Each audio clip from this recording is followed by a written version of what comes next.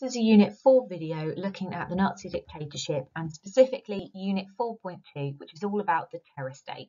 So this includes the different key organisations in Nazi Germany, like the SS and the Gestapo and groups like the SD, but it's also thinking about things like opposition, how effective it was, what were the limitations, and also about propaganda and its impact. So essentially thinking about why were the Nazis able to stay in power for so long. Before you begin, you should do a red pen, black pen activity, seeing what you can remember about these different topics that I've got on the slide. So think about different groups within the terror state, and then also thinking about propaganda and opposition. There are lots of really broad questions that they could ask you about Unit 4 generally. For instance, they could ask you about why the Nazis were able to stay in power, or how popular they were, or why they were popular with the German people. And those questions might bring in elements of the economic miracle from 4.3 and also social policies from Unit 4.4. There are a few questions that they could ask that are more specifically about Unit 4.2. We've got 3 examples of them here. First of all, they could say something like Nazi terror created a totalitarian state in Germany in the years 1933 to 1939. Or a similar question about to what extent would you agree with the description of the Third Reich as a police state? Or they could ask you more about propaganda and focus on that more than terror and say something about the use of propaganda by the Nazis in the 1930s failed as a means of mass indoctrination. So they're the types of questions that they could ask you. We're now going to think about the definition of some of those key words that are mentioned in these exam questions. If they asked you one of those questions on the previous slide about to what extent was it a totalitarian state as an example, you would need to make sure that you were able to define those terms. Just like what we did when we looked at Unit 2 when we thought about the Golden Age. If you were writing a question on that, you would want to define what you mean by Golden Age so that your essay has a good flow to it and so you're able to go back to that term again in the conclusion. It'd be exactly the same here if they were asking you a term about a police state or to what extent was it a totalitarian state. You would need to make sure you had your own definition. Now, you don't need to remember the definitions here. You can put it into your own words, but here's some examples of how you could define the idea of a totalitarian state and a police state. So we're thinking about a totalitarian state. We're thinking here about a form of government that theoretically permits no individual freedom and that seeks to subordinate all aspects of individual life to the authority of the state. Or thinking still along those lines, but we could also define it slightly differently and say something about a political system in which one political party has complete control over everything and doesn't allow for any opposition. So when we're thinking about to what extent was it a totalitarian state, you want to kind of go back to those definitions. And obviously that will then help you to be able to think about what you're going to include in that answer if you got asked that question. For instance, you now know that you would have to think about things like opposition within that answer. We've also got a definition or two here for police state. So a police state, you could define it in one of these 2 ways. You could say about how it's a country that maintains repressive control over the people by means of the police. Or you could talk about how it's a totalitarian state controlled by a political police force that secretly supervises the citizens' activities. And we can see here that if there's a question on the police state, we know that the Gestapo is going to be the really key area that you'd have to write about. So it might be worth pausing here and making sure that you can write your own definition for both of those terms, totalitarian state and police state. We're now going to be thinking about the different organisations within the police state. Now, it's important to note that the Nazis didn't actually introduce a new constitutional or legal system. Instead, they just introduced new laws to deal with political offences. They introduced some new police organisations and new courts to make sure that there were no political opponents, and the law was generally applied in an arbitrary and inconsistent fashion. Now, they tried to strengthen their hold over the different police organisations by giving Himmler the title of Chief of all of German police in 1936, which gave him all powers under police control. And in 1939, they created a new umbrella organisation called the RSHA, the Reich Security Office, which again Himmler was in charge of. The first police organisation that you need to know about is the SS. Now, as I've already mentioned, the SS was controlled by Himmler, who was also in charge of all other aspects of the police by 1936. He was somebody that had become increasingly powerful, especially after the Night of Long Knives in June 1934, and that's because the SS at that point became the main organisation for the arrest and detention of political prisoners. They had grown from only having about 250 people in it when it was first created in 1925, ended up having 250,000 members of the SS by 1939. And by the time we get to the 1940s, there are technically over 1 million members of the SS, even though the large majority of them are part of the Waffen-SS, as there were over 800,000 that were part of that organisation.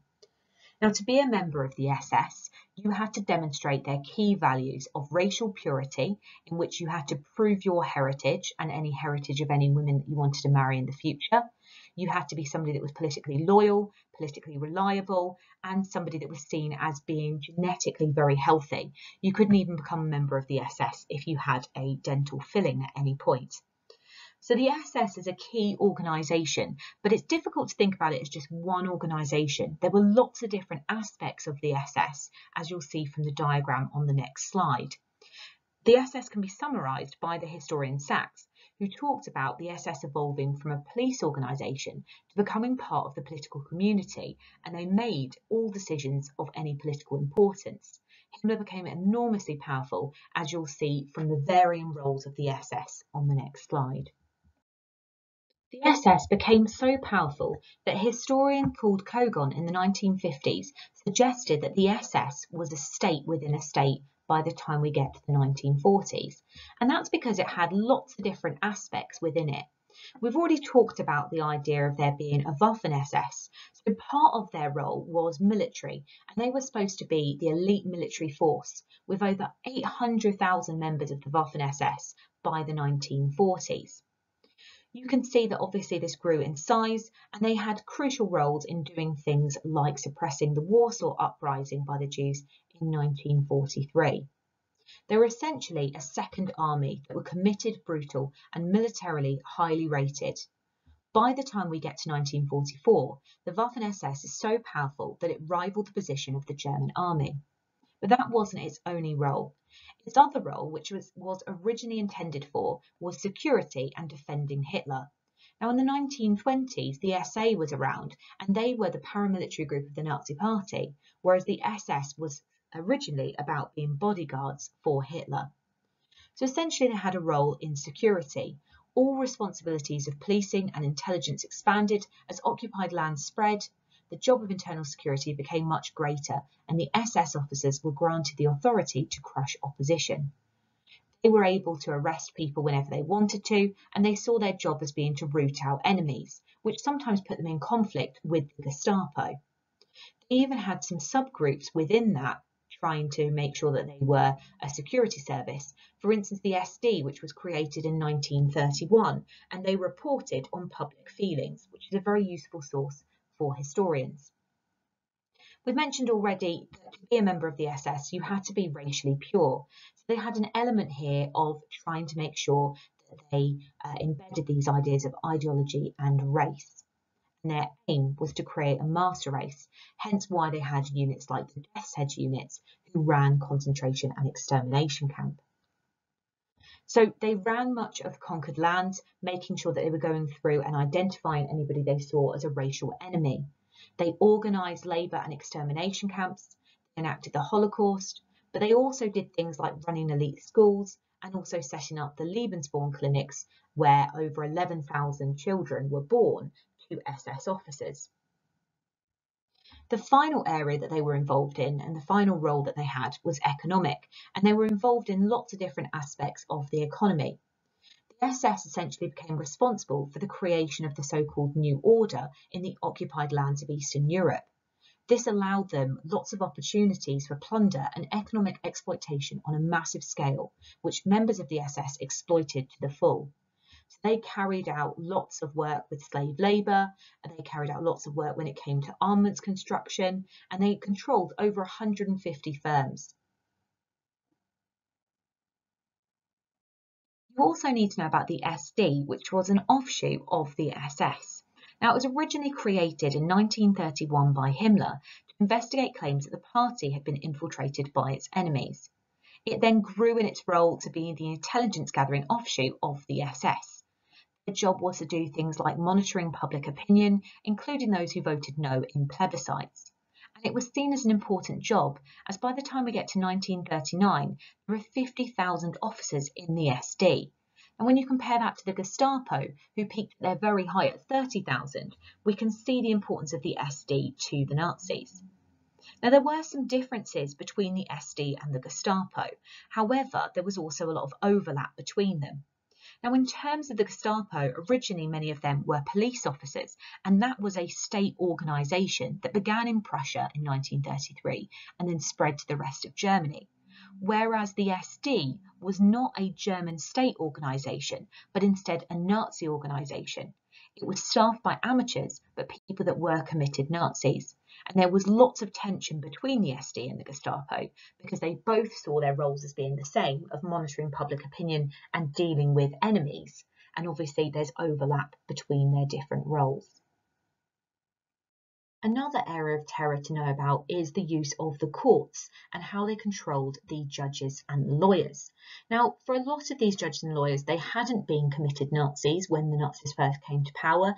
They generally voted more conservative and voted for parties like the DVP. The Nazis were very angry at some of the lawyers and judges in early 1933 because there had been some attempted prosecutions of the SA who had been responsible for lots of violence on the streets.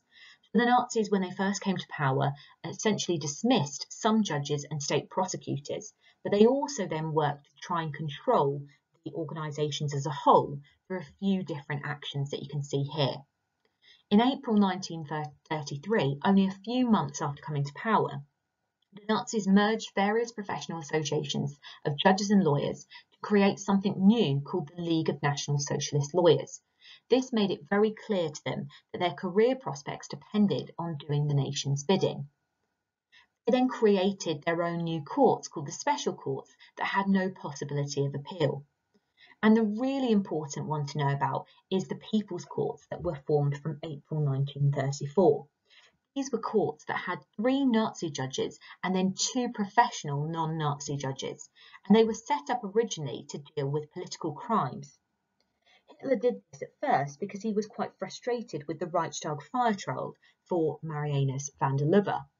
So they ended up using these trials, which were very, very quick, and essentially the defendants couldn't really defend themselves at all. They often might have had a lawyer who was technically defending them, who then wouldn't speak at all during the trial. There were no juries during these trials or rights of appeal, and the trials even often lasted less than an hour.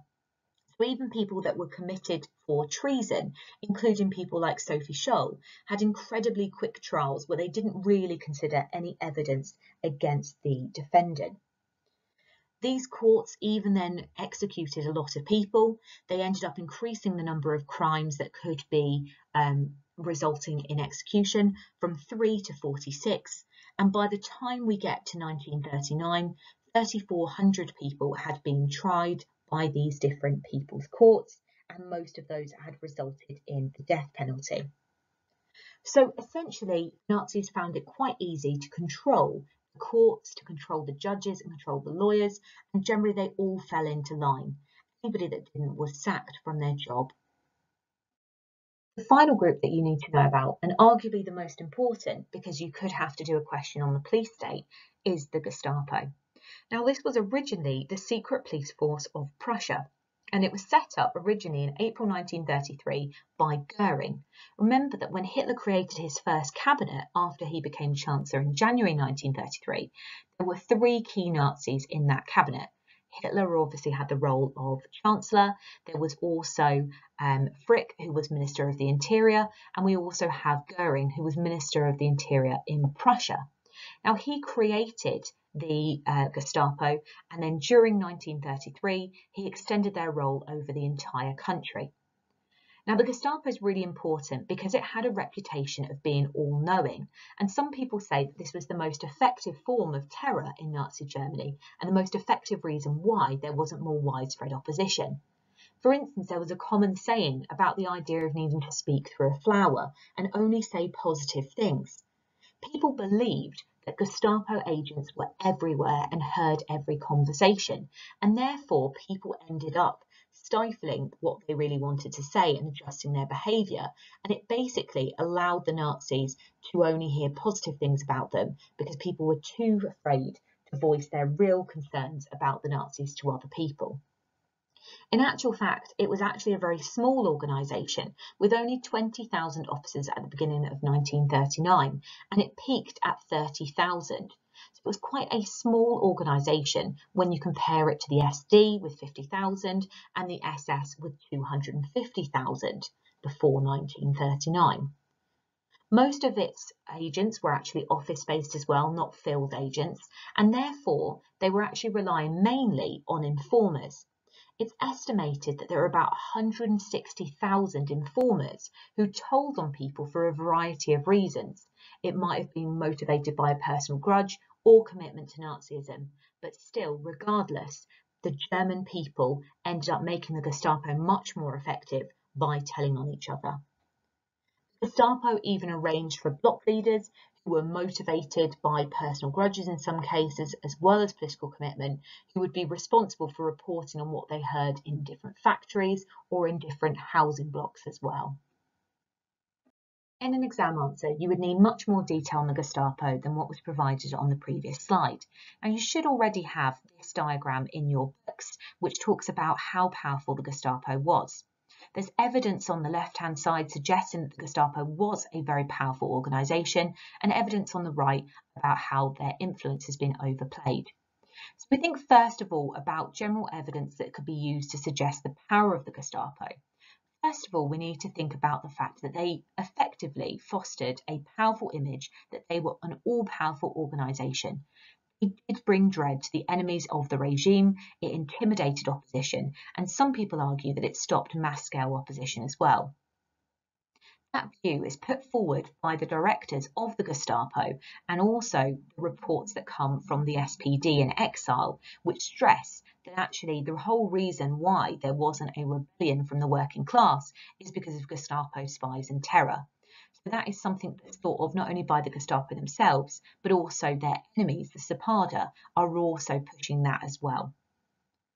The image of power alone, however unjustified by the fact that the numbers were small, was also enough to intimidate potential opposition and stopped it being large scale.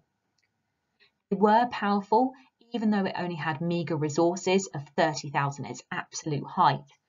They still had their power enhanced by the cooperation from the public. We've mentioned that there's already about 160,000 informers for the Gestapo, and that's the ones they have paperwork for after the war.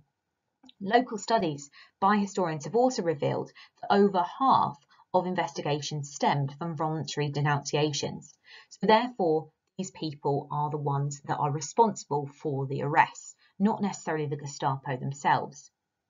There's lots of criticism of and lots of people looking into why people have ended up denouncing other people. Some people talk about the fact that there was fanatical commitment to the Nazis, whereas other historians have thought about the idea of there being personal motivations.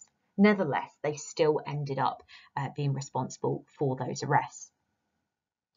We've also got a historian here called Delarue, who said never before has an organisation achieved such a comprehensive penetration of society. There's lots of evidence to support this idea that the Gestapo was all-powerful and that the people saw it that way. But there's also evidence to suggest that the influence of the Gestapo has been overplayed. For instance, a lot of people have argued that this whole idea of the all-knowing Gestapo was propounded after the war by many Germans who could therefore excuse their passivity and also their acceptance of the regime by claiming that they only did it because they were scared of the Gestapo.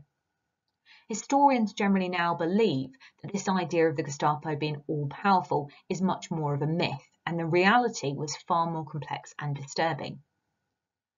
Generally, it's believed that their success rested on popular consent more than terror. The idea of that is supported by the fact that more than half of the cases were down to voluntary denunciations. Himmler even himself had to threaten false denunciations with concentration camp sentences, which shows that actually this was a real problem, and even the Gestapo themselves were aware of the fact that people were using this as a way of getting out their personal grudges rather than just actually finding enemies of the state. We can also think about the fact that there's not very many people in the Gestapo to provide evidence that their influence has been overplayed.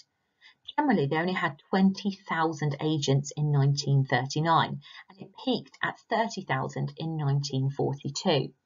If we think about major cities like Frankfurt, they had less than 50 officers for the whole city with a population of over 1 million. And many of these people that even worked for the Gestapo weren't even out and about. Many of these were office workers, not field agents. So as a result of the amount of denunciations as well, the Gestapo was even less powerful in a way because it was bogged down in paperwork in a highly bureaucratic system. So we've got some historians here called Malman and Poole who say that the Nazi state didn't achieve the perfect repression, and in reality it was not the totalitarian state that it claimed. There have been some revisionist historians who try and blend the two different arguments together and believe that there was a grim pact between the ordinary Germans and the Nazis. They say that the Gestapo was powerful, but it was only due to the cooperation of the German people. It's worth pausing the video here to think about your own idea about how powerful the Gestapo were. What side of the argument do you fall under? Or are you like a revisionist who thinks a little bit of both, that they were powerful, but it's been overplayed? Now we've looked at how the Nazis have used terror, we're going to think about an introduction to opposition. Now, opposition and terror are obviously closely linked because if you're thinking about how effective was the terror state, you've also got to think about opposition as well. So we know that propaganda, repression and coordination, the policy of Gleichschaltung, were all designed to ensure that the German population didn't resist the regime. And on the whole, there was very little active opposition. Historians generally agree that there was a widespread acceptance of the regime, and most people didn't feel the need to oppose the Nazis. However, assessing the extent of opposition is difficult due to two issues. The first one is the problem of definition, because the way in which a historian defines resistance has a major effect on the conclusions that are reached. Now, you could define opposition by thinking about any action or behaviour that doesn't conform to social norms laid down by the Nazi regime. So, for instance, you could say that opposition is somebody listening to jazz music or somebody refusing to hang the swastika on a public holiday. Or you could say actually opposition has got to be some kind of action where they are actively going against the Nazis. So you can see the problem of definition there, that the way that you define it is going to affect how much opposition you said there was. If you're going to say that opposition is only people going on strike and actively going against the Nazis, then actually there wasn't very much opposition in Nazi Germany. But if you're going to consider any time that people didn't broadly support the regime, or people not doing an individual action like saying Heil Hitler or something, then actually the amount of opposition is going to go up. So that's the first problem. The second problem is the problem of sources. So it's very difficult for us to be able to look at how much opposition there was. Because of the use of the terror state, it made it very difficult for people to be outwardly showing that they didn't like the Nazis. You know, if we think about things like normally how we judge opposition is we might think about opposition in elections. But of course, there were no free elections after the Nazis had banned all other political parties in July 1933. There's no opinion polls that we can use to try and show public opinion at the time because the Nazis didn't want to know if people weren't happy. We do have organisations that were part of the police state that were given the job of reporting on the state of public opinion. So, for instance, we do have some reports that were written by the Gestapo and also the SD. And a lot of those reports are based on networks of informers. And therefore, these reports can be very useful in providing insight into the state of public opinion. However, it's important to remember that those reports are very subjective and they reflect the views of the writers, and they were also very aware that these reports would go to their superiors and they therefore don't want to upset them, and in some cases they tell them what they want to hear. So people had to be very careful about expressing critical views, and therefore some of the sources that come from inside Germany are obviously not going to necessarily be completely accurate. We've also got other sources that we can use though. For instance, the work of the Sapada, the SPD in exile. They did send monthly reports from their agents in different parts of Germany. However, when we think about that and we think about those reports, they're naturally going to want to report any expression of anti-Nazi sentiment, and therefore we don't want to really just rely on those for thinking about the extent of opposition because they might exaggerate it. However, generally, those reports from the Sapada do tend to reflect what the Gestapo reports are saying as well. So it's not like they're inaccurate because they're written by the opposition, but we just have to be cautious. So historians now have to try and base their judgments on a wide variety of sources in order to try and counteract that kind of inbuilt bias that we might have in those reports. So let's look at what types of opposition there were. The first form of opposition that you need to know about is left-wing political resistance from the SPD and the KPD. Now, Hitler was very worried about the influence of the left wing and expected them to mount the stiffest resistance to the Nazis. He was worried that they would do things like encouraging the working class to go and take a strike, and he was worried that they would be successful like they had been with things like the Kapp Putsch back in March 1920. However, the left wing, despite the fact that it was a large amount of supporters, didn't actually pose as much of a threat to the Nazis due to their internal divisions and the fact that they wouldn't work together. For instance, the KPD attacked the SPD as being social fascists, so therefore it weakens their ability to fight the Nazis. You've got to think about these two groups separately when you're thinking about their resistance.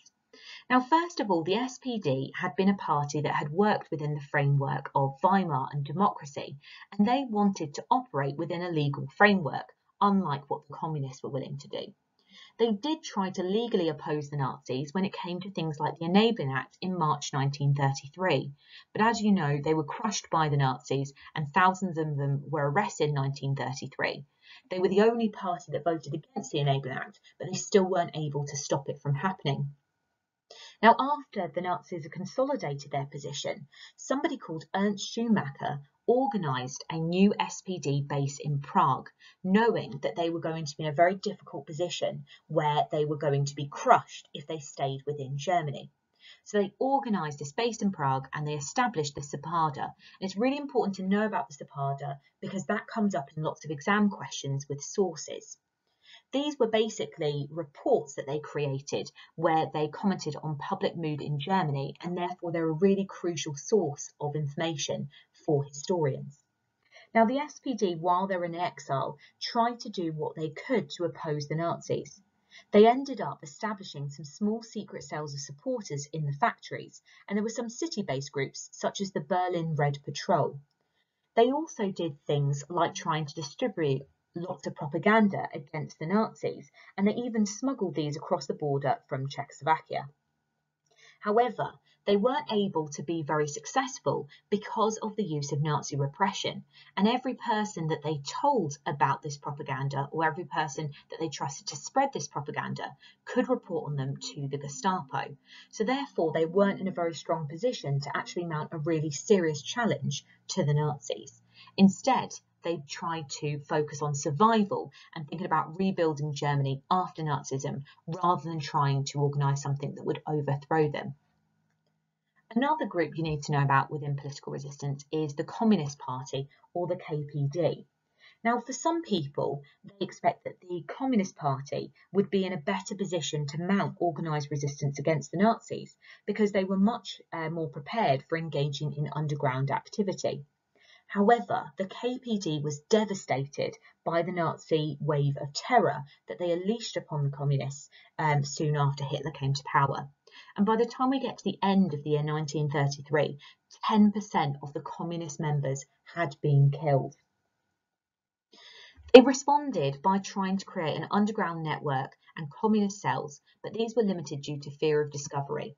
2/3 of their members were arrested. So they did attempt constantly to try and spread an anti-Nazi message, but just like with the SPD, they weren't able to be very successful. They even set up something called the Red Orchestra Spy Organisation to try and send some information to the communist USSR, but this was smashed in 1942. You can see both parties tried to mount opposition to the Nazis, but the success of the Nazi terror state stopped them from being very successful. Another group you need to know about is resistance by the workers. Now, it's quite surprising in a way that the workers didn't mount any kind of general opposition to the Nazis, because the trade unions in Germany were incredibly powerful, and the working class was the largest and most unionised workforce in Europe. They'd also had a history of resisting political change, for instance in 1920 with the Kapp Putsch, which one historian has described as the terrible silent power of the working class, where they managed to end it through their general strike in Berlin. Now, the workers did organise some resistance to the Nazis, to some extent due to their economic policies that had put increasing strain on the workers. You might remember things from Unit 4.4, like, for instance, the fact that they couldn't leave a job without permission, they had to work for longer hours, there was a freeze on pay. So there were lots of reasons why lots of workers decided that they wanted to resist. And we can see that there were some workers who went on strikes.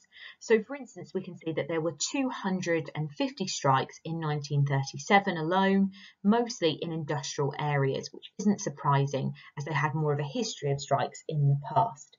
Now, this wasn't generally about them being upset with the Nazis and the regime in general, but more about poor working conditions or low wages. Now, the Nazis didn't like any form of opposition at all, so they responded really harshly with arresting lots of people that went on strike. For instance, in 1935, there were 25,000 people who participated in strikes and 4,000 of them were arrested. In 1936, there was a strike at the Opel car factory, which only lasted for 17 minutes, but yet the Nazis still arrested 7 people and imprisoned them. So they took this harsh line against the workers to try and stop any further strikes happening. Now, there was other forms of showing that the workers were unhappy as well, not just by doing the risky strategy of going on strike, but there was also more passive ways, for instance, like being absent from work. Now, the Nazis saw that as a really big deal because their whole goal with the economy was about productivity. They wanted to make themselves self-sufficient from 1936, and they needed all the workers on board for this. Now, that was a real issue for them, that lots of people ended up being absent from work. And in 1938, the Nazis responded with new labour regulations that were introduced, where they laid down severe penalties for slackers. They even arrested 114 workers for being absent and slow working. So it was clearly an issue for them that people were not turning up to work. Other workers showed that they were unhappy with the Nazis by sabotaging machinery. And again, we can see the fact that this was an issue for the Nazis because they made this a criminal offence as well. So the fact that they're even introducing a law about this shows to what extent it was causing issues for them. There were also increasing numbers of prosecutions for sabotage in 1938 to 1939. Now, generally, we can see that there were lots of small-scale actions by the workers where they were trying to resist the Nazis, but it wasn't a large organised resistance that it could have been, with over 40% of the population being workers. They had numerical but not organisational strength to resist the Nazis. It's unsurprising that they didn't oppose the Nazis generally, because they did also benefit from lots of their policies, including strength through joy, but they also saw the response of the Nazis to opposition, and everybody was aware of things like concentration camps.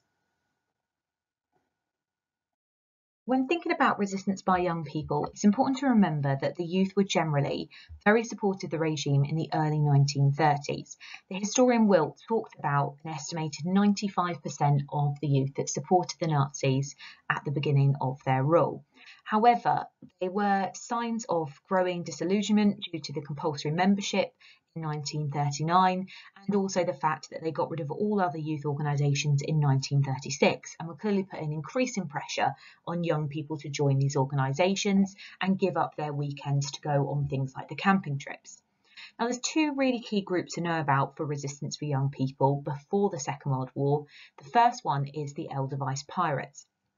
They were generally from working class communities in the west of the country, and they weren't one unified group, but just the collective name given to lots of different mini gangs that formed in these areas. Now, in terms of what opposition they are creating, they basically are taking on antisocial rebelliousness. They're doing things like singing anti-Nazi songs, refusing to participate in the Hitler Youth activities, and doing things like taunting and fighting with the Hitler Youths. Now, at first, the Nazis saw this as being opposition to them, but for them, they didn't necessarily see themselves as mounting more general opposition to the Nazis. It was seen as more being a kind of teenage rebel. So it's interesting to think about how this group is viewed by different people and whether or not it's seen actually as being a true form of opposition. Certainly it's true that when it gets to the Second World War, the Edelweiss pirates do end up creating stronger opposition to the Nazis. They do things like helping escaped prisoners of war and deserters from the army, and as a result, some of those people are actually killed by the Nazis in the 1940s. The other group that you have to know about for this period are the swing youth, and these generally are people that came from the middle class. Their opposition took the form of preferring English and American dance music and culture. Now, the Nazis hated the fact that they listened to things like jazz and swing music because they associated it with African Americans, and their behaviour was regarded as degenerate by the Nazis. Again, you need to decide whether you would consider this actual opposition to the Nazis or whether it is them just being teenagers and kind of rebelling against the state. Another group to know about in the future is the White Rose, but don't talk about them as a group in the period of 1933 to 1939 because they don't become a key opposition group until 1941 and they are destroyed by the time we get to 1943. There's a couple of good historians' quotes here when you're thinking about resistance for young people. These also come up in the 4.4 video. For instance, Hausen talks about the fact that the youth generally knew no alternative to Nazis, but despite this, their support for Hitler was less than total. And Puker even argues that in the later 1930s, there was actually a massive opposition movement from the youth. Obviously, the way in which you're defining opposition is going to affect your judgment here. Another group to know about is resistance from the elites. Now, the conservative elites were absolutely crucial in helping Hitler consolidate his position. You might remember that the last step in Hitler's consolidation of power is getting the army to swear an oath of total loyalty to Hitler himself, not just the German state. Now, one of the reasons that they had done that is because of the Night of the Long Knives, but also generally the conservative elites shared many of the same views as Hitler, for instance being anti-communist. However, for many of them, they still disapproved of Hitler's methods. They still had misgivings about Hitler even after he'd become dictator, and remember that the army were the only group who could forcibly remove Hitler after he's become a dictator. However, they didn't at first because they benefited from the Nazis being in power, and as Kerschel referred to as the Pact of 1933, they compromised with the Nazis. The army also had a tradition of serving whoever was in charge, and therefore for them to go against Hitler, it would require a major shift in the attitude on their part. So generally they were very loyal, especially at the start of Hitler's dictatorship, because they liked the fact that there was successful rearmament, they liked the fact that they had this new aggressive foreign policy, and they celebrated the early successes of Hitler's foreign policy as well. Things like getting the Saar back in 1935 and successfully remilitarizing the Rhineland in 1936 without any kind of opposition from the French or British. However, over time, some of the top army leaders became quite concerned. In November 1937, Hitler had held a meeting where he'd outlined his plans for foreign policy, and there were lots of senior army figures that felt that it was going too far and it was going to lead to a full-scale European war. They liked the fact that he'd broken some of the earlier terms of the Treaty of Versailles, but they felt that his later plans of invading places like Czechoslovakia was just too risky. Now, there are two key figures that are involved in 1938 that you need to know about. Somebody called Defence Minister Blomberg, who we've got here, and also the Commander-in-Chief, a man called Fritz. Now, both of these people expressed doubt about foreign policy because they were worried about what was going to happen in the future. And Hitler used that as an excuse to fire both of them. Now, this was a really important event. This Blomberg-Fritz affair, as it's sometimes called, because it allowed Hitler to then justify him taking greater control over the army. So what he did was he basically sacked these people from their jobs, and he then replaced them with people that were key Nazi supporters. He even got rid of the actual position of defence minister as well, temporarily.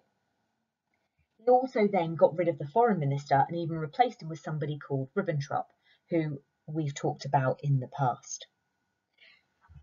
So the event of the Blomberg-Fritz affair is a really key one, and we can see this in this quote from a historian about conservative elites who had helped Hitler onto the saddle now suffered a further loss of influence. That was a key event for resistance from the elites. Now there's another key event to know about in 1938, this time involving somebody called General Beck. Now this was a much more extreme event here and a much greater sense of opposition, because they weren't just expressing doubt here, but they actually planned a full military coup to basically arrest Hitler if a full-scale European war broke out over the Czech crisis. Now, France knew about this, but they refused to get involved when it came to the Sudetenland, when it came to Czechoslovakia, and therefore people like General Beck had to just ignore their plan, and they didn't end up arresting Hitler. Instead, he resigned and ended up being assassinated after the July 1944 bomb plot. So here we've got a really crucial example of opposition from the elites, where they were actually willing to get rid of Hitler, but because of other foreign powers, they didn't end up getting that plan into place. So it's not really until early 1943 that we start to get mass amounts of elites starting to decide that maybe Hitler needed to be overthrown. And that's only because the military situation had changed dramatically at that point. That's when they have to worry about total war, and obviously we've got things like the Battle of Stalingrad that's going to go against the Nazis as well. So it's only when they started to believe that war couldn't be won that it led to growing opposition, and hence the July 1944 bomb plot that we'll talk about in Unit 6. Another group that you have to know about for resistance is resistance from the church. Now there's more on this in the Unit 4.4 video, where it talks about the policies towards them and also opposition too. Now it's important to remember that when you're talking about the church, you have to break it down into the two separate groups of the Protestants and the Catholics. Now, generally, the Christian church was in a stronger position than most groups to be able to actually go against the Nazis. And that's because they retained an alternative ideology independent of the regime. They also retained some of their own organisational autonomy, especially the Catholic Church, which put them in a more powerful position. However, the churches did know that they couldn't win a sustained and fundamental conflict with the regime, and they therefore generally made more compromises with the Nazis. So if we think about, first of all, the Protestant church.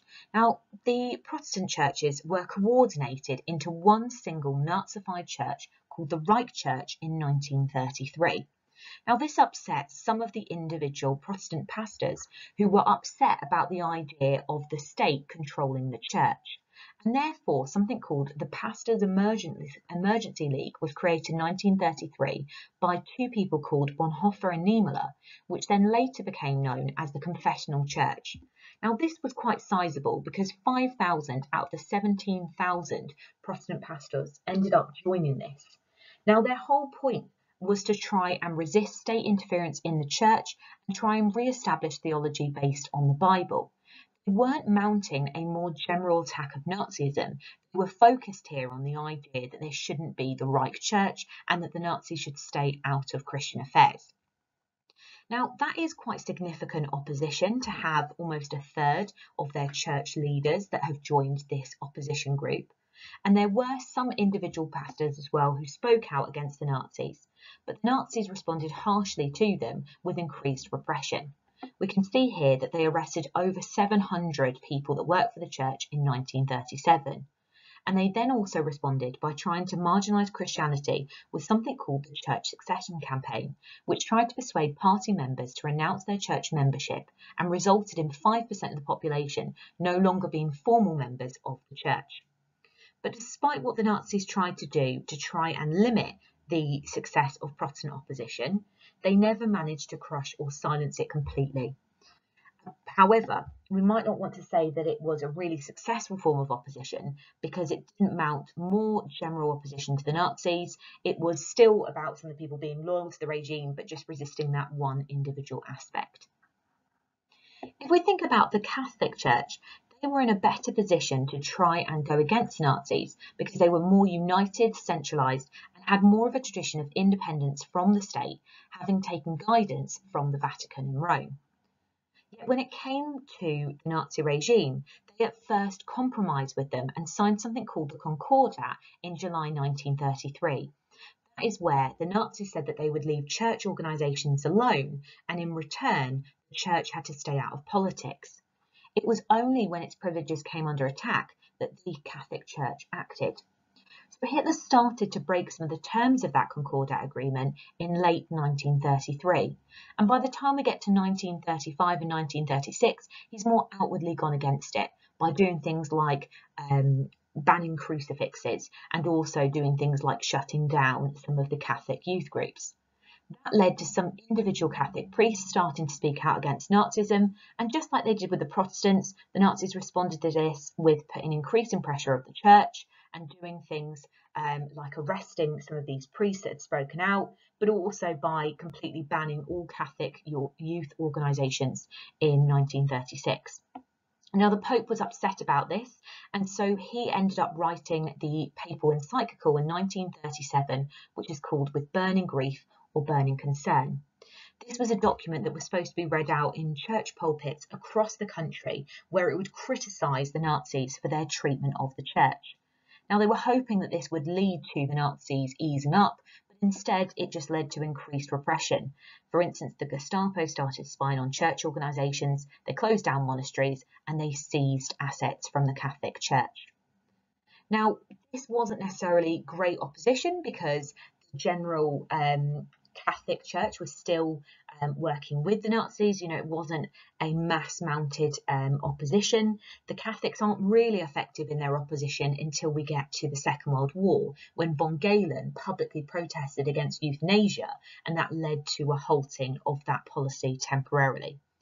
However, there were lots of older Catholics, particularly in rural areas, that actually showed strong support by attending church services, and therefore they were able to essentially show that they opposed the Nazi repression of their church. We've now thought about lots of different examples of opposition that the Nazis faced from different groups within Germany. However, we've seen that it's obviously not been very effective as opposition, and here is a diagram that gives you lots of different reasons why opposition wasn't effective in Nazi Germany.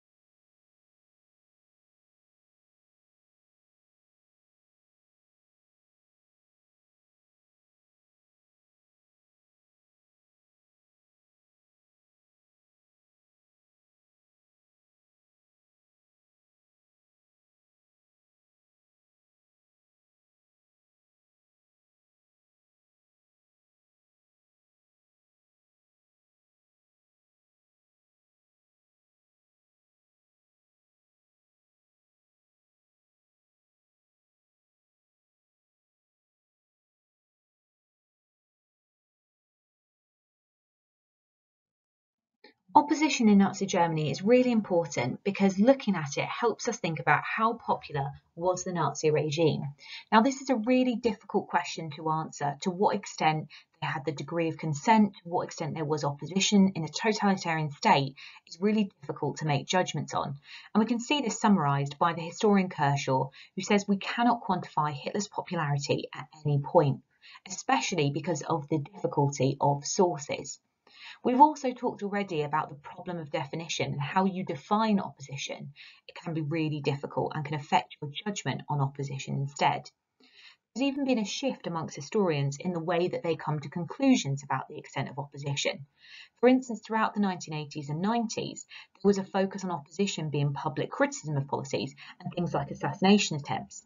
Whereas more recently, historians have tried to see opposition in broader terms and focused more on the actions of ordinary people, and they've considered a broader range of actions as opposition, including things like grumbling. For instance, Kershaw looked into the amount of widespread grumbling and suggested that this was actually large scale. Historians even use evidence like, for instance, the fact that 300,000 people left Germany between 1933 and 1939 as evidence that the Nazis weren't fully popular with the people. So it's important that you start to think about your own judgments on how popular the Nazi regime was. When you're coming to your judgments, you might even want to use some of the statistics here from a historian called Labour who collected lots of different statistics about opposition in Nazi Germany. For instance, he had found that 3 million people were confined for political crimes, even though some of them were released shortly afterwards. He found that 800,000 had been sentenced for active resistance, and 32,600 people had been executed, including 12,000 people for high treason. So that gives us some evidence about the extent of opposition, and you might want to remember one of those statistics for your exam answers. My favourite historian's view on opposition comes from Hindon, who I think summarises the extent of opposition really well, and this would be the one that I would choose to remember in an exam, but you can pick whatever historian's argument you like the most. Hindon summarised his ideas when he said, "The persecutions of hundreds of thousands of Germans by the Hitler regime serves to illustrate that the dissent and nonconformity must have been widespread. Resistance, defined as an organised and sustained attempt to destroy the government, was not." So I think that quote's really good because it summarises the way that you define opposition will affect your judgment and shows that actually Hitler wasn't necessarily popular with all people and there were elements of nonconformity. So it's important here that you think about your own views about the extent of opposition, because if you had an exam question on it, you would want to be clear on what you think before you begin writing it. You've now got to the end of the first part of Unit 4.2 on the terror state. Now there is a short answer test on Teams that has 49 questions about different aspects of the terror state, including the SS, the SD, the Gestapo, and also opposition to the Nazis. This isn't a test that we're going to do in lesson as it's too big, but you can use it to help you revise if you want to. The next area you need to know about is propaganda. To start with, you need to be aware of the aims of Nazi propaganda. Now, propaganda had been key to the Nazis coming to power in the first place, but it was also really important once they were already in power, as you can see from this quote by Goebbels, who said that propaganda was our sharpest weapon in conquering the state and remains our sharpest weapon in maintaining and building up the state. So its job wasn't done once they'd come to power. Hitler believed that propaganda could convince the masses to unite behind Nazi rule and accept Nazi ideas, and propaganda was therefore used to help them create the Volksgemeinschaft, or the People's Community, where all members of the so-called racial community would work together to achieve Nazi goals. They need propaganda to convince people of their social policies and get them to support them, but also even achieving their economic goals as well. They need people to work longer hours for no more pay, and therefore propaganda is going to be crucial in making people see that there is a point to that. Now, there were lots of different methods and types of propaganda, and propaganda affected most aspects of life. Some of their propaganda was overt, including things like posters and films that promoted the Nazi message or stories of successes. It was quite obvious propaganda even to the German public. However, other forms of propaganda were more covert, such as the reflection of Nazi ideals and strength in things like architecture, or the way that they manipulated education to reflect Nazi ideology. The Nazis sometimes regarded the German people as passive recipients of propaganda. They did try to engage people in more active participation as well, with things like the Strength Through Joy movement, or KDF. You also need to be able to talk about different forms of propaganda. We're going to start with rallies. Now, rallies have been a key feature of the Nazi Party since its formation, even during the early 1920s. The whole point of the rallies was to try and create an impression of a large, well-supported and disciplined organisation. Before they came to power, they were hoping this would convince other people to support them, and once they're already in power, they want people to see the positive impact they're having on Germany. And you can see the scale of these rallies through this picture here of one of the Nuremberg rallies in the later 1930s. The aim of these rallies was to try and create an emotional response from the audience to generate an emotional identification with the regime, where they had this sense of believing and belonging, which was incredibly important to the German people when you think about their previous experience under Weimar, where society had been very fragmented. It also helped them to give a sense of order and discipline. For instance, when they came to power on the 30th of January, when Hitler became Chancellor, they straight away tried to make sure that they had a big rally to show that this was going to be different and to show that this was the start of their so-called national revolution. So you might remember from 3.4 how they had a torchlight procession with over 100,000 Nazis that walked past the Reichstag building in Berlin. They held parades every year at Nuremberg, but also held lots of parades on national holidays, and all households were expected to show their support by hanging swastika flags from their windows. Another crucial form of propaganda was the newspapers. Now, this was generally harder for Goebbels to control because when they came to power, there were 4,700 daily newspapers, and many of them were owned privately and owed no allegiance to central government. Therefore, Goebbels had to move quite quickly to ensure that he could establish control over the press. Straight away, he began, after the emergency decrees in late February 1933, by banning and closing down socialist and communist newspapers. He also then acted in October 1933 with something called the Editor's Law.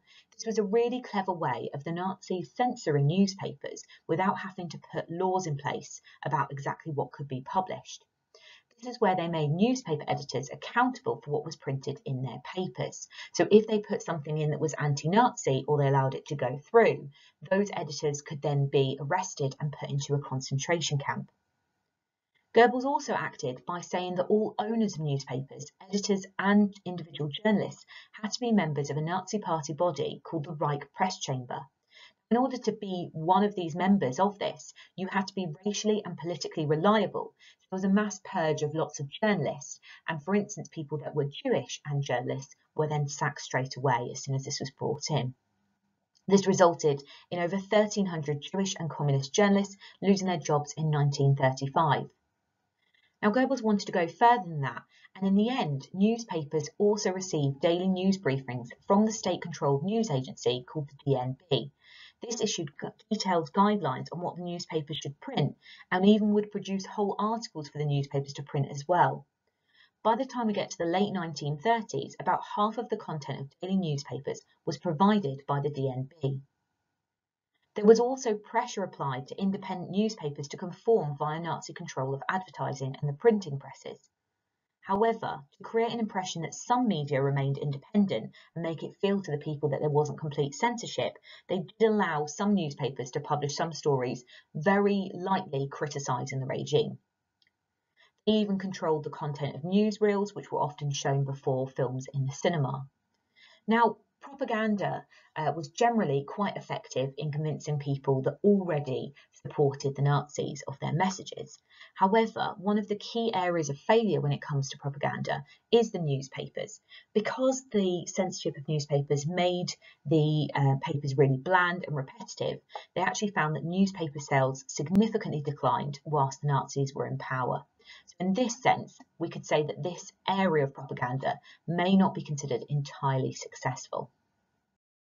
Another important type of propaganda was the radio, which for Hitler and Goebbels was absolutely crucial as they believed that the spoken word was much more powerful than the written word.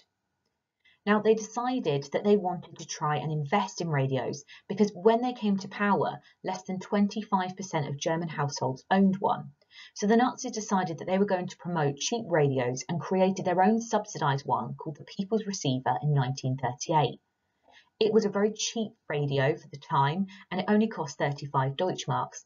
And by 1939, as a result of them subsidising this, 70% of German households owned a radio.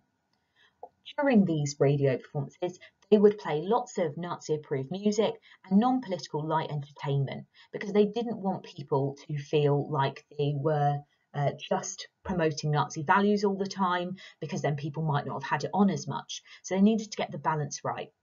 However, they did also play some of Hitler's speeches, and in 1933 alone, Hitler broadcast 50 different speeches over the radio. They did also use it to promote Nazi ideology, but just made sure that the balance was there. Now, there's still 30% of German households who didn't own a radio by 1939, so they made sure that they would also play the radio on loudspeakers in the streets, or even in places like schools and workplaces, to try and make sure that everybody had access to the important bits, including Hitler's speeches. Broadcasts were then also controlled by something called the Reich Radio Company, and there were even radio wardens who monitored public listening and made sure that everybody heard those key speeches. Another form of propaganda was the 1936 Berlin Olympics. This was a vast international propaganda effort to try and convince the world how far Germany had come since the Nazis came to power. They invested in a huge stadium that could seat over 110,000 people and lots of sporting complexes for this. They were also careful to try and present this very manicured image of Germany, and therefore they toned down anti-Semitic propaganda for the games. They also did things like removing homeless from the streets and tried to really show this sense that the Nazis had created this very impressive nation. And many foreign visitors were impressed by the sense of order and efficiency. The Nazis also finished top of the medal table, and they were trying to promote this idea of the Aryan race being superior. However, that was undermined by an American athlete called Jesse Owens, who undermined Hitler's notion of racial hierarchy when he won lots of the key athletics races. There are many different forms of propaganda that you can choose to try and remember for the exam. This slide here has an amalgamation of lots of different points about different forms of popular culture, and the general point here is that the Nazis wanted to reverse all of the changes that you should know about from the Weimar Republic, so-called golden years of culture. They believed that all of the Weimar Republic art and music and cinema was basically degenerate, and therefore they wanted to reverse it and promote the ideals of old German society and a more traditional society as well. For instance, when it comes to things like jazz music, which had been so popular, that had been banned because it had been associated with African Americans, and instead they preferred classical music from classical German composers like Wagner, because this contained lots of German myths, and they liked that kind of representation of German history. When it comes to things like architecture, they rejected this kind of modern Bauhaus movement. Remember, they decided they wanted to create this 1,000-year Reich, and therefore they preferred the more classic architecture, which emphasised order, regularity, and monumental qualities, which was designed to impress and make people feel in awe of these buildings. Another crucial form of propaganda to be aware of is cinema. Now, Goebbels recognised the power of film and the fact that these could deliver some really good subconscious messages and try and convince people of Nazi ideology. And they ended up getting Goebbels to watch every film before it was then shown in the cinemas. Now, they made sure that they weren't all directly obvious propaganda.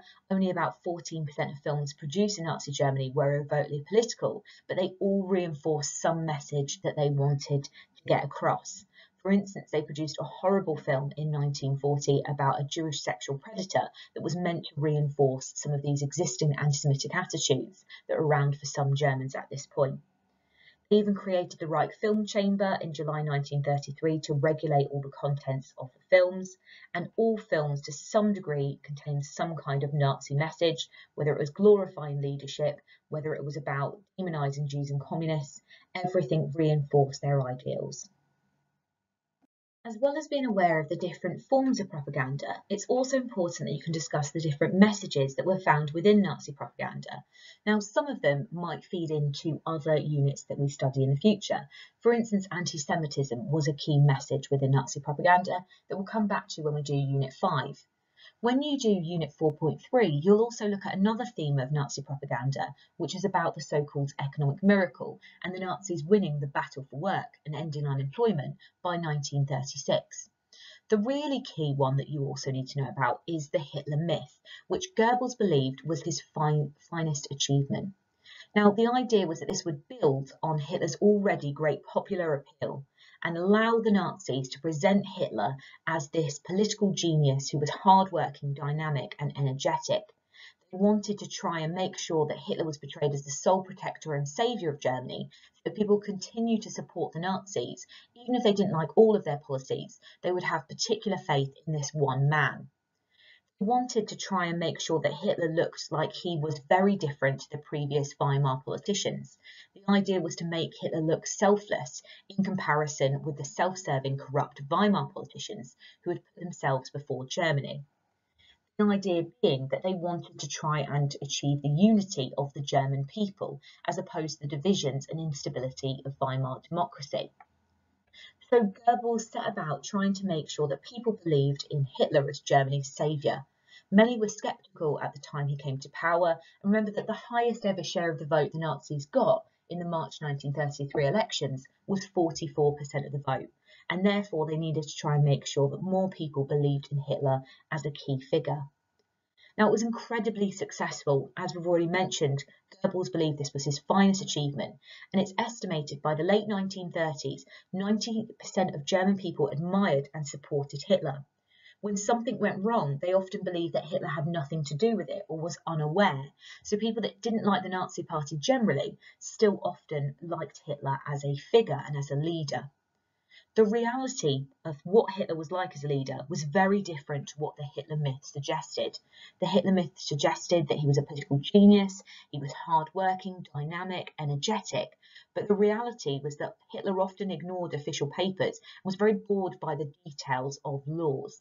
Instead, he was somebody that was very indecisive, and he frequently delayed making decisions. He often only provided the vision, which other officials then turned into actual detailed policies. We're now coming to the end of this section on propaganda, so it's important to start thinking about how effective was propaganda in convincing ordinary people of these key messages. Now, it was very difficult to come to an exact judgment on how effective propaganda was, because you can't isolate propaganda from the rest of the Nazi state. There were other things that kept the Nazis in power, including things like terror that we've already discussed. So propaganda was important, but its impact shouldn't be overestimated. It was most effective when it built upon people's existing prejudices. For instance, if they were already anti-Semitic, then anti-Semitic propaganda was likely to reinforce those ideas. It didn't succeed in creating a truly unified nation or indoctrinating everybody into Nazi ideas, hence the opposition that you've already looked at. There were some groups that it was more effective on than others. For instance, young people. Young people were generally more susceptible to Nazi propaganda, hence things like the growth in the Hitler Youth, and as Wilt said, up to 95% of the German youth supported the Nazis at first. Also, it was more likely to be effective on social groups who shared the Nazi ideals, for instance the middle class, who had generally voted for the Nazis anyway in greater numbers. They generally responded more positively to Nazi propaganda. But it wasn't always effective. As you already know about newspapers, people's interest in newspapers declined because people found the newspapers quite bland and repetitive now. So overall, it's difficult to measure the level of support for the Nazis due to the absence of reliable opinion polls and election results. We don't know whether propaganda was more effective or terror in keeping the Nazis in power. So as a final message on this, it's difficult to assess the effectiveness of propaganda as attitudes of Germans depended on a range of factors, on things like their class, their race, their occupation, their religion, but also their ideas could change over time. It's difficult to say whether they supported the regime and whether they did so consistently, and whether it was, if they did, due to propaganda or repression. Any judgments of success of propaganda would be quite provisional and tentative. However, you can still use some of these historians' views when you're thinking about the impact of propaganda. There's certainly a lot of historians that do think that propaganda had a positive impact for the Nazis. For instance, Epstein talks about the important role of propaganda in strengthening popular support for the regime.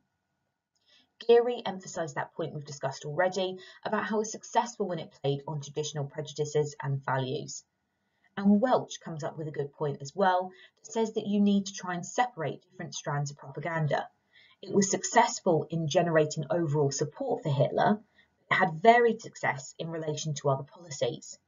He also talked about the fact that it was successful in reinforcing existing attitudes rather than trying to counter different views that people had and changing their minds on their existing thoughts. The final area that you need to know about for Unit 4.2 is about the idea of whether it was a chaotic regime or not. Now, this is quite a damning quote from Otto Dietrich, who was Hitler's press chief, who said in 1955 that Hitler produced the biggest confusion in government that has ever existed in a civilised state. During his period of government, he removed from the organisation of the state all clarity of leadership. Now, you're going to have to think about whether you agree with that after thinking about what made Hitler a strong and weak dictator. It's certainly true by 1933 that Germany had become a one-party state in which the Nazi Party claimed sole political authority. They tried to portray the image of a totalitarian and well-ordered state, but the reality was different to that. There was actually a lot of overlap and confusion, and they never clearly defined the exact relationship between the party and the apparatus of the German state. So you're going to have to think about whether you agree with argument 1 here about Hitler being a strong dictator, or whether you agree with argument 2 about Hitler being a weak dictator. So to start off with, we're going to look at the historians that have argued that Hitler created a strong dictatorship. Now, this has generally been an idea that was put forward by traditionalist historians who were around in the 1970s and 80s. They put forward the idea that Hitler was a strong dictator, and as the historian Rich says, Hitler was the master in the Third Reich. Traditionalists used the argument that Hitler was a strong dictator and therefore ruled over Germany in an efficient and coherent manner, especially as he took responsibility for all of the big decisions which shaped the direction of Germany in terms of things like foreign policy and also racial policy as well. For instance, it was Hitler who pushed forward his foreign policy, and despite the fact that his actions were a gamble, he's the one that followed the plans to try and give Lebensraum, or living space, for Germany. It's him that says think about doing things like remilitarizing the Rhineland, even though a lot of the generals think it's quite risky at that point in 1936. It's Hitler that pushes for the Anschluss with Austria in 1938, and also wants to invade the Sudetenland in Czechoslovakia. They see Hitler as also being absolutely crucial in the areas that he decided were vital, for instance, the so-called Jewish problem, and they argue that it was Hitler that was pushing forward those anti-Semitic measures. So for lots of historians, they talk about how Hitler had the blueprint for power and his will was carried out. Kershaw came up with a really key phrase to know about, where he talked about how people in the Third Reich worked towards the Führer. So Kershaw argued that he created an environment in which his followers carried out his presumed intentions and willingly worked towards the Führer. He said that Hitler didn't need to send out a string of directives. Actually, he was able to stop himself being lost in the day-to-day of government by just giving quite strong directions to other people who then turned his ideas into reality. However, there are lots of historians that criticise those old ideas from the 70s and 80s about Hitler being this strong dictator that effectively created a totalitarian state. Instead, there are more historians now, which are generally called the revisionist historians, who put forward the view that Hitler's Germany was inefficiently governed and he was actually a weak dictator. They talk about the Hitler myth being exactly that, a myth, and they argue that his personal weaknesses and limitations led to poor leadership. They talk about how Hitler was considered incapable of making effective decisions, and as a result, the government lacked clear direction. They talk about how he was never able to manage the other powerful institutions, for example, the army and civil service, and that led to Hitler not being able to take full control over the army until 1938. A historian that supports this idea is called Mommsen, who says that Hitler was unwilling to take decisions and more concerned about upholding his personal authority and was therefore a weak dictator. It's certainly true that Hitler rarely involved himself in the day-to-day discussions that led to the formulation of policy. Cabinet meetings became less frequent. There were over 70 when he first came to power, and he held his last one in 1938, where he only had one meeting in that entire year. He often didn't see some of his ministers for months at a time, so how can he be a strong dictator that is playing a crucial role in the formation of government if he's not even meeting those crucial people? That's often because he spent most of his time in his home in Bavaria instead of Berlin, and showed that he actually didn't really care about making the decisions. Another argument that you could use to support the idea that Hitler was a weak dictator is the fact that they never clearly defined their relationship between the party and the apparatus of the German state. There was lots of confusion and overlap between different organisations, and you can even think about that with groups like the SD and the Gestapo. Remember that the Gestapo was technically a state institution and the SD was an offshoot of the SS, which was a Nazi organisation. So there's lots of arguments here for Hitler being a weak dictator as well.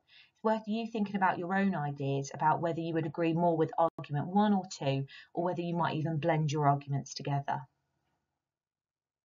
We've now looked at lots of different elements of Nazi Germany, and we thought about how they remained in power thanks to things like the use of terror and also propaganda. You now need to think about to what extent was it a totalitarian state, and coming up with your own argument. Now here we've got some arguments supporting that it was a totalitarian state and some arguments disagreeing with the idea that it was a totalitarian state. These come from the November 2020 mark scheme, so they're not a completely exhaustive list of points. There's lots of other things that you can use, but this will give you a good start in you thinking about your own arguments. So the first point to support that it was a totalitarian state is the Ministry of Popular Enlightenment and Propaganda that was run by Goebbels. The Nazi regime did use censorship and controlled information to the people, as well as saturating the public with their ideas. They also used concentration camps a lot, especially from March 1933, after they established the camp at Dachau. And these were used to imprison political opponents such as communists and socialists in the early years of the regime, before they then moved on to the regime's so-called racial enemies. These served as a deterrent to others because of the fact that these camps were so brutal and contained so much brutality and violence towards the inmates. They acted as a deterrent to others and enabled the Nazis to exert full and repressive control over the population. Another point in support is the Nazi terror apparatus strengthened their grip over the German people. They had lots of different groups, including the SS, the SA, the SD and the Gestapo, which were all groups that had to listen to Hitler. In particular, the Gestapo, or secret state police, gained the reputation of being all-knowing. Its widespread use of informers in the workplaces and blocks of flats ensured that a most effective atmosphere of fear and suspicion was created, where criticism of freedom of thought and expression was stifled. And finally, through their policy of Gleichschaltung, or coordination, the party sought to exert control over every aspect of the lives of individuals, their families, as well as organisations such as the legal system, churches and the economy. So they were able to control every aspect, and they were pretty successful, especially with certain groups like the youth. However, not all historians argue that they successfully created a totalitarian state, and here we've got a few pieces of evidence that criticise that idea that they were successful. For instance, the existence of so many police forces and repressive organs of the state often led to confusion, overlap, excessive competition and inefficiency, coming back to this idea of Hitler being a weak dictator. The Gestapo were a small group as well, only having 30,000 at its very height, suggesting that Nazi totalitarian control was more apparent than real. Secondly, the Nazis never managed to enforce complete obedience and conformity in this period, with opposition coming from many groups, such as the communists and socialists, as well as the churches, elites and young people. Thirdly, the Nazis chose to compromise with certain key sections of society, illustrating a lack of totalitarian control. For instance, with the military, they leave them virtually untouched until 1938, after the Blomberg-Fritz affair. And when you think about the churches, at first they had compromised with them rather than trying to destroy them like they initially aimed. So they didn't necessarily achieve total control over all groups in society. The final area is that many German people didn't actually even feel that they were under a totalitarian dictatorship, as they willingly supported Nazi policies and they believed that terror was necessary to deal with those who didn't belong to the Volksgemeinschaft and people that were deliberately undermining the future of Germany. Don't forget there's a short answer test on the second half of Unit 4.2, which asks you questions about propaganda and to what extent they achieved the totalitarian state. Well done for getting to the end of this video. As always, it's really important that you consolidate your knowledge by doing something active to try and revise this topic, whether it involves a red pen, black pen activity, or maybe even having a go at planning out that question about to what extent they achieved a totalitarian state. There's also quite a lot of source questions for this unit, particularly on opposition. There's lots of sources which you can have a practice on if you're feeling a bit more shaky on that type of question.